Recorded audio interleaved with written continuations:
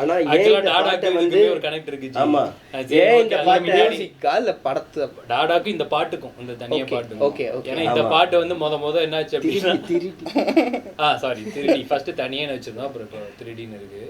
So என்னாச்சு, டாடா டைம்ல வந்து ஒரு பயங்கரமான ஒரு சாங் வந்து அப்போ கம்போஸ் பண்ணியிருந்தாப்பு. ஓகே. ஜென் பண்ணிட்டு திடீர்னு ஒரு நாள் இந்த மாதிரி ஆனா இந்த பாட்டு நம்ம ஆல்பம்ல வச்சுக்கலாமாண்ணா, படத்துல இல்லைனா கூட இட் இஸ் ஓகே அப்படின்னா சரிடா. நான் கேட்ட பாட்டு சூப்பரா இருந்துச்சு, நல்லா இருக்கு, சும்மா அதுக்காக வைக்கணும் அப்படிலாம் வைக்க வேணாம், இது அப்படியே நம்மளுக்கு ஒரு ஃபோல்டர் இருக்கு இல்லையா, அந்த ஃபோல்டர்ல அப்படியே வச்சுக்க, சேவ் பண்ணி ஒரு நாள் வரும், கரெக்டா வந்து கேட்ச் பண்ணி அந்த ஃபோல்டர்ல போட்டு போய்டுவாரு. என்னைக்காவது ஒரு நாள் வரும், அன்னைக்கு அதை கரெக்டா நம்ம யூட்டிலைஸ் பண்ணிக்கலாம் அப்படிங்கும்போது அது கரெக்டா அப்படி அது அனுப்பிச்ச ஒட்டன லிரிக்ஸோடய அனுப்பிச்சு, டம்மி லிரிக்ஸோடய அது பயங்கரமா க்ளவ் மாதிரி அது செட் ஆயிடுச்சு.